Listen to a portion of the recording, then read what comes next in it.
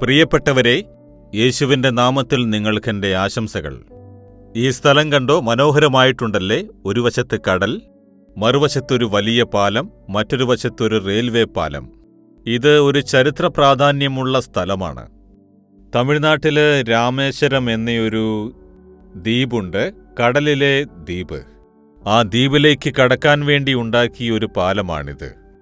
Rail പാലം പണ്ട് ബ്രിട്ടീഷുകാരുണ്ടായിരുന്നപ്പോൾ ഉണ്ടാക്കിയതാണ്. ഈ അടുത്തായി അതിനെ പുതുക്കിപ്പണിത് പുതിയ ഒരു റെയിൽവേ പാലം ഉണ്ടാക്കിയിരിക്കുന്നു. അതാണ് ഈ പുറകിൽ കാണുന്നത്. ഈ അടുത്ത കാലത്താണ് അത് ഉദ്ഘാടനം ചെയ്തത്. ഇതിന്റെ പേര് പാമ്പൻ പാലം എന്നും അറിയപ്പെടുന്നു. ഇന്ത്യയുടെ തെക്കുഭാഗത്തുള്ള ഒരു പ്രധാനപ്പെട്ട സ്ഥലമാണ് ഇത്. ധാരാളം മീൻ പിടിക്കുന്നവർ ഇവിടെ മത്സ്യത്തൊഴിൽ ചെയ്തുകൊണ്ടിരിക്കുന്നു.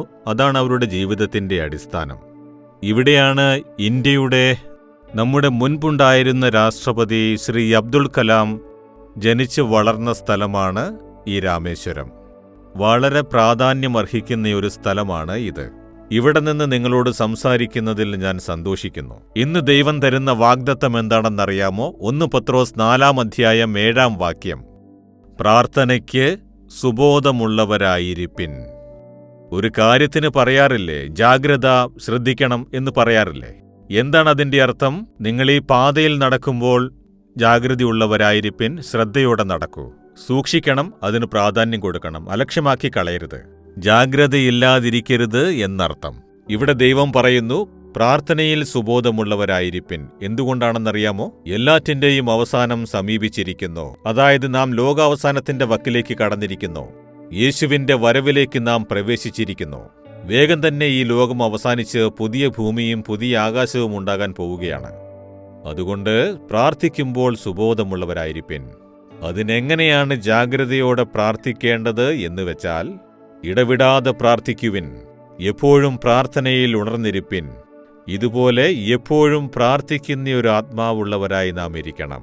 അത് രാവിലെ എഴുന്നേറ്റ് പ്രാർത്ഥിക്കണം, രാവിലെയും പ്രാർത്ഥിക്കണം, രാത്രിയും പ്രാർത്ഥിക്കണം, സമയം കിട്ടുമ്പോഴൊക്കെ പ്രാർത്ഥിക്കണം. നിങ്ങൾ എന്നും പ്രാർത്ഥിക്കുമ്പോൾ മാത്രം മുട്ടുകുത്തി പ്രാർത്ഥിക്കണമെന്നല്ല പറയുന്നത്. കണ്ണു തുറന്ന് മറ്റുള്ളവരെ നോക്കുമ്പോൾ പ്രാർത്ഥിക്കാം, ഈ സ്ഥലം നോക്കിക്കൊണ്ട് പ്രാർത്ഥിക്കാം. പ്രാർത്ഥനയിൽ സുബോധമുള്ളവരായിരിക്കണം. അതായത് പ്രാർത്ഥനയ്ക്ക് പ്രാധാന്യം കൊടുത്ത് പ്രാർത്ഥനയിൽ ശ്രദ്ധ പതിപ്പിക്കണം എന്നർത്ഥം. നിങ്ങൾ ഒരു ദിവസം എത്ര നേരം പ്രാർത്ഥിക്കും? നിങ്ങളുടെ പ്രാർത്ഥനാ ജീവിതം എങ്ങനെയാണെന്ന് ചിന്തിച്ചു നോക്കൂ. അനുഗ്രഹത്തിന് വേണ്ടി മാത്രം പ്രാർത്ഥിക്കാറുണ്ടോ? നല്ലത് നടക്കണം, ഒരത്ഭുതം നടക്കണം, അതിനുവേണ്ടി മാത്രം പ്രാർത്ഥിക്കുമോ?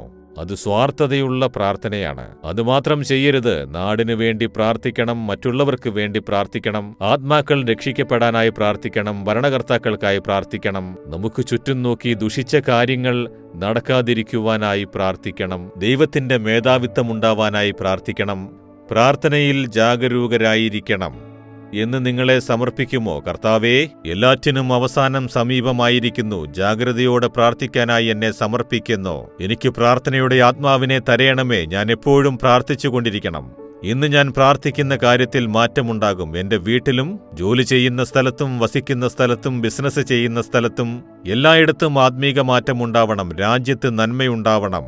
യേശുവിന്റെ നാമത്തിൽ അതിനായി പ്രാർത്ഥിക്കുന്നു പിതാവേ. ആമേൻ, ആമേൻ. Jesus readings Malayalam YouTube channel subscribe ചെയ്യുക, ബെൽ ഐക്കോൺ ക്ലിക്ക് ചെയ്യുക. ഞങ്ങളുടെ ദൈനംദിന പ്രോഗ്രാമുകളെക്കുറിച്ചുള്ള അപ്ഡേറ്റ് ലഭിക്കുവാൻ